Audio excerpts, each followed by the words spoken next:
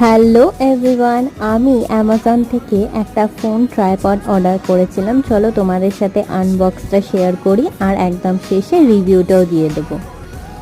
আমি এটা 319 টাকা দিয়ে কিনেছিলাম। আমি এক্ষুনি খুব বেশি ইনভেস্ট করতে চাইছিলাম না, তাই জন্য কমের ভেতরেই খুঁজছিলাম যে কোথায় পাওয়া যায়।